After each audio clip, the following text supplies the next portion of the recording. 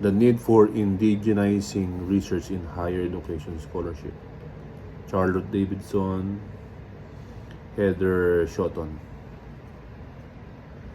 Well, chronicled is the view of higher education as a traditional structure of colonization and its failure to maintain a cultural memory. Indigenous to the earthen back upon which its buildings have been erected. Thus, the particular and contemporary impact this lack of remembrance has pedagogically prompted is the exclusion of indigenized forms of research and its potential role to weave a new and the same time layered narrative into the academy. Writing on the dialectic and indigenous and non-indigenous knowing, Williams and Tanaka, 2007, ardently point to how space making in the material and pedagogical sense can impact the sensibilities belonging to the mainstream. It is not a question of choosing one pedagogical perspective over the other. Rather, it is finding a way to make space for both and to be enriched by both. This is the process that requires the dominant academic discourse to pause, listen, and make room for a discourse and may seem incongruous, inappropriate, meaning and dissonance of key inharmonious meaning of dissonant at times on page 16. Thus, the concept of indigenizing is not meant to express a destination, but a process that encourages indigenous scholars to privilege what is within themselves as a starting point for scholarly and research inquiry. This is critical to understand.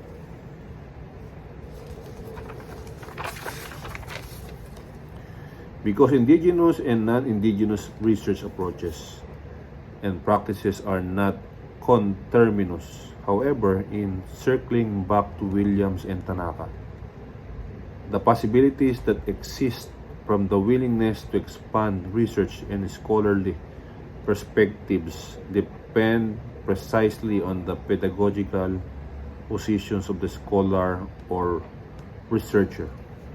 What is further made clear by Tanaka and Williams is that it is often indigenous scholars and researchers who make concerted efforts to gain a more balanced perspective. To that end, we hope the idea put forward in this book inspire readers to reader a response to our clarion call for scholarship and research to increasingly become a site that holds possible regard for indigenous perspectives and approaches. Along with this is the hope that those who read this book will acquire an appreciation of new definitions of what it means to indigenize research in higher education. This chapter explores the landscape and foundations of the currently exist within the realm of indigenous research in higher education, particularly focusing on research that is indigenous authored and focused on indigenous methodologies. The need for indigenous research in higher education.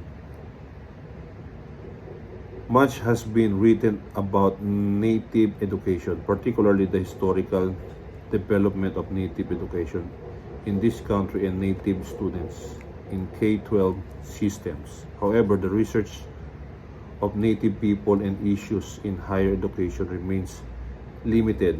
Brayboy, Fan, Castagno, and Solium 2012 Some scholars have pointed out the disturbing lack of attention paid to Native students in higher education research despite the increasing enrollment of Native students over the year. Wilmot, Sands, Rossi, and Waterman, 2015. In their analysis of 20 years, 1991-2011, of scholarship in the leading higher education journals, Wilmot et al.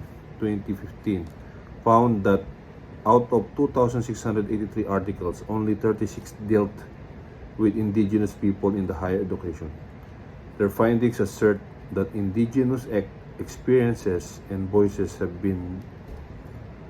long been excluded from the broader higher education scholarship. What is even more troubling is that much of early research pertaining to indigenous people in higher education was conducted by non-indigenous scholars. The limitations and problematic nature of Western-dominated scholarship about indigenous people in academia has been well noted. Vine Beloria Jr., 2004, was very critical of scholarship on indigenous people written by non-indigenous scholars, acknowledging inherent challenges and issues. They were content to perpetuate the old stereotypes of Indians that they had learned in graduate school decades before. Academia has often been a hotbed of racism because scholars are taught to pretend that they can observe phenomena objectively. In fact, they observe data through culturally prescribed categories that restrict the possible answers and understanding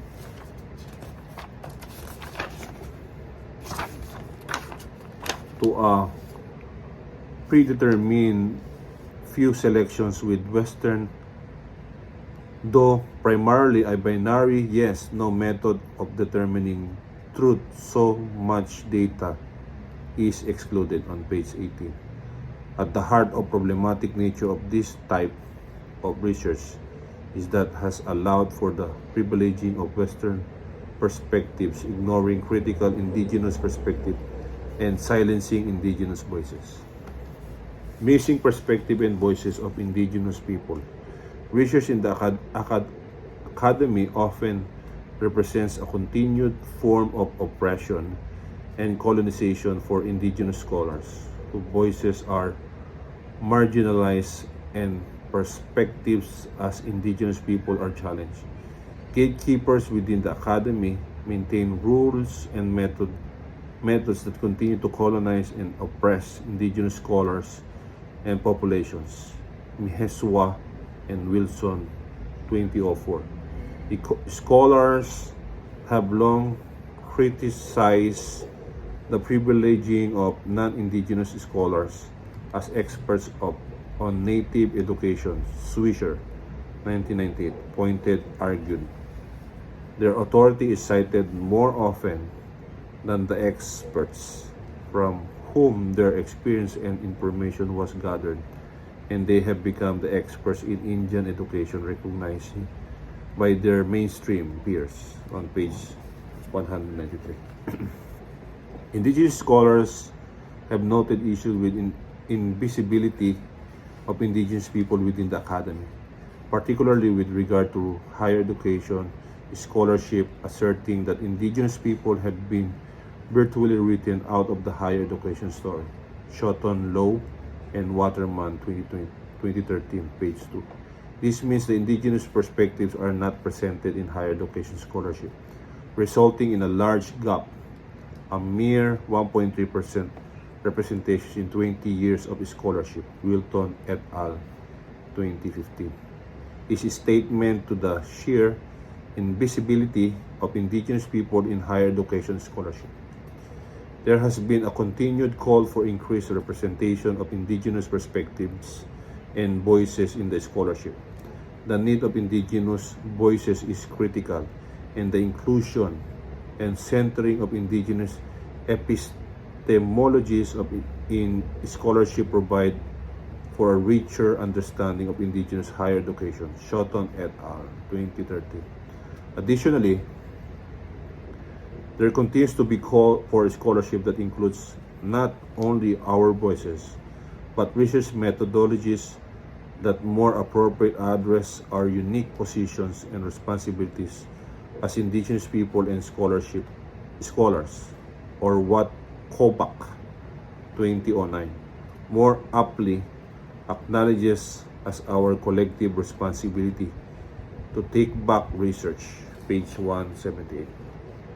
Challenges to indigenous scholarship in higher education. Our experiences and stories as indigenous scholars provide critical insights into some of the challenges to indigenous scholarship in higher education. In this section, we share some of the challenges we each encounter as merely emerging indigenous scholars.